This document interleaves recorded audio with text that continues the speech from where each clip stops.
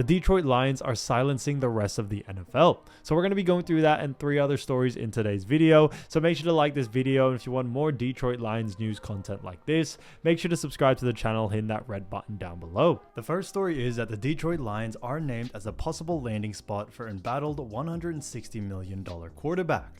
An article on Sunday morning listed possible landing spots for former New York Giants quarterback Daniel Jones, who was waived by the team. The Detroit Lions were suggested as one of them. Jones was cut loose on Saturday and will now have to go through waivers, where he's expected not to be claimed because of his contract. At that point, Jones will be a free sign with any team he chooses. Per ESPN's Adam Schefter, Jones will likely prefer to land with a contending team instead of going to a team that needs a quarterback but isn't in playoff contention. He adds that teams in contention for a playoff spot are likely to inquire about Jones' service. Jones, who was officially waived Saturday by the Giants, is expected to have multiple options but likely will prefer to finish this season on a playoff contending team where he will be involved in a big games rather than going to a meandering quarterback needy team not remotely in playoff contention. According to sources, Schefter wrote, multiple playoff contending teams are likely to inquire about Jones, and at his level of interest, it will be not too long before Jones is finishing the season somewhere other than New York. And I do definitely agree. When it comes to Jones' services, I definitely think it could be needed in a lot of playoff contending teams, especially when it comes playoff time. Injuries can definitely be a big issue. I think Jones will be able to rise to the occasion if he decides to help out playoff contending teams. He probably won't be, the main quarterback for that team. Now, according to CBS Sports' Jonathan Jones, however, a source floated that the Lions as a possible landing spot for the Duke product, who was waived in the second year of his 4-year, $160 million contract. One source wondered if Detroit would be Jones' best stop for the remainder of the year. Jones wrote he'd sit behind Jared Goff but offer a better backup option than Hendon Hooker. Now, Jones could learn under offensive coordinator Ben Johnson, who's considered one of the most creative play callers in league today. Johnson and Lions defensive coordinator Aaron Glenn could be head coaches in a matter of months, and it's possibly they could need Jones on the future team. He added, so gaining that familiarity now could serve Jones well as he charts the course for his future. Adding to that, Fox Sports' Jordan Schultz said expect the Ravens, Vikings, Lions, 49ers, and Dolphins to pursue Jones once he becomes a free agent. As Jones notes, the former Giants quarterback would come very cheap once he clears waivers, as a 2019 number 6 overall pick would cost the promoted amount of $1.1 million veteran minimum. Now, another thing to factor is that any team that signs Jones could pick up a compensatory pick as in 2025, also as over the Caps' Nick Corday pointed out. Just catching up, hearing that Daniel Jones was cut, so maybe this has been said already. But as a comp pick guy, I should note that if a team signs Jones this season, they can get compensatory pick credit for him next season. Even backup QBs usually get paid enough to qualify. Now, the idea that the Lions could sign Jones is logical. While second-year quarterback Hendon Hooker showed flashes during the season, he's still very inexperienced, and there's no telling if he'd be able to weather the storm if quarterback Jared Goff got hurt, especially in a high-leverage situation. Granted, Jones is no great shakes, but he does offer a more experienced option and would be stepping into a far better situation than he had in New York, which could lead to better play and him being a strong backup option if needed. The only downside would be that the Lions have to use a roster spot on a third quarterback they may never use. But that's a small price to pay for having a little extra insurance for Goff in the event he gets injured, something that could derail Detroit's Super Bowl bid. When you consider the position the Lions are in now, how cheap Jones would be, the comp pick situation, and Jones' likely desire to join a contending team, it's not outlandish to think Jones could end up in Detroit. So I do believe that when it comes to the Detroit Lions, they do have all the right pieces to make that happen. And because of that, I definitely see them being able to pull it off and being able to actually win an NFL Super Bowl by the end of this season. Jones could be a great pickup, and I think with what they have going on right now, it will only get better if they do decide to get Jones. Now, when it comes to this as well, I do have to agree that when it comes to Detroit Lions' most recent games, we definitely have seen them not only just beat their teams, but absolutely pummel them. And I think that's what really does show the hunger for this Detroit Lions team. They're definitely in it to win it, not just one game, not just 2 or even 10 that they are on right now, but they're looking to win the whole thing. And that's what separates them from a lot of these other teams and why they are some of the favorites to win the NFL Super Bowl at the end of the day. Detroit Lions have back-to-back 10-win seasons for the first time in franchise history.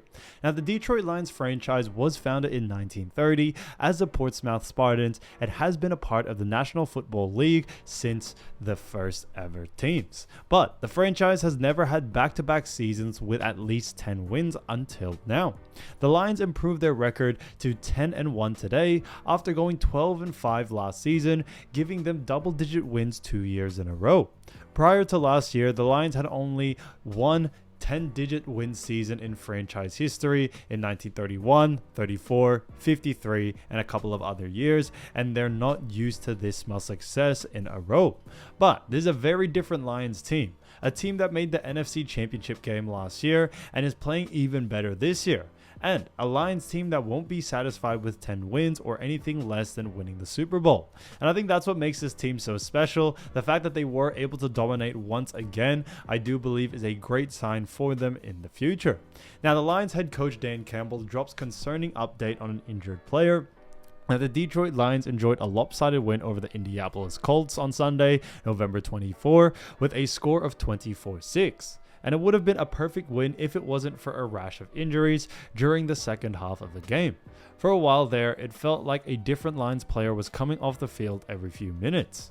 One of the most concerning injuries was Detroit Lions wide receiver Khalif Raymond, who suffered what ended up being a foot injury during a punt return. He was taken to the locker room, then appeared back on the sideline for a short while, and then was carried off the field again and ruled out for the rest of the game. Now, Detroit Lions head coach Dan Campbell has issued an update on Raymond and all of the Lions players injured on Sunday.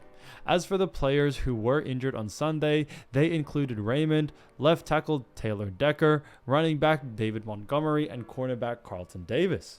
You know so much of this, you know I'm not going to know, Campbell said in a post-game press conference. The four, obviously Leaf and David Montgomery. Decker was able to come back out, but then we pulled him again late. Carlton, I don't know. I feel okay about 3 of those guys. Then he added, Leaf could be a little bit more serious, but even with that, that doesn't mean any of those guys are going to be ready for Thursday. So I just don't know. The fact that Campbell said Raymond's injury could be a little bit more serious is disconcerting. More details will spill out in the coming days though. In terms of other injuries, Decker experienced some knee and ankle injuries following Goff being shoved in the back of his legs. He was out for part of the game but returned pretty quickly. Montgomery left the game without his helmet and pads at one point and later came back to the sideline, still wearing his uniform, but he didn't play again in the game. So week 13 of the NFL is almost here, and we got our money on the Detroit Lions beating the Chicago Bears. So we're going to be putting none other than $50 on this bet. I got a lot of confidence in these Detroit Lions. They are on an absolute tear as of recent, and I do make these bets on BetUS, the fastest payouts in the industry. And right now they have a 150% bonus on your first deposit, and then a 125% bonus on your next 2 deposits, up to $2,000 with code YouTube150. So we're going to place this bet just like that, and just see how easy it is. The total win amount can be $45.45. So we got a great chance at this. I think the Detroit Lions will be able to pull it off against the Chicago Bears, and I do this none other than on BetUS. Like I mentioned, guys, they have some fast and easy deposits and withdrawal process, which I absolutely love. And right now they do have a 150% bonus on your first deposit, and then 125% bonus on your next 2 deposits, up to $2,000 with code YouTube150. And let's get back into the video. So the third story is, here's everything Dan Campbell said after the Lions beat the Colts. Now, Dan Campbell had a great opening statement starting off this interview saying, "Good win. They got us to 10 wins. No, that was good. We came and we did what we had to do. I thought the team fought, we knew what they would do, and I think Shane does a great job. I think Gus always has done a great job. His defense played hard and they're physical, and they never batted an eye. They were in it until the end and fought our ass, so credit to them. I would highlight our defense first. Again, this is whatever it is, 10 quarters without allowing a touchdown in the first 3 last games. The second half not allowing it, we talk about it all the time, limiting points, played physical style, and shut down the run. We were able to do that. We knew Jonathan Taylor was going to be that guy we needed to shut down, and we did that. The quarterback runs. It got us in a couple, but for overall, we did what we needed to do, and we kept them out the game. Offense, so much of it was really the way it went down early on in the game, and we were able to kind of get that lead. Then just kind of kept them at arm's length to where they could not quite get to us, and a lot was that in field position. We talked about it going into the game. Field position was going to be big. We were going to lean on Jack Fox, and boy, he came through for us. What a monster day pinning those guys inside of the 20 numerous times. So overall, team effort, good win. That's 10, and now we got ready for Chicago. On the defensive side of things, Dan Campbell had also other things to say.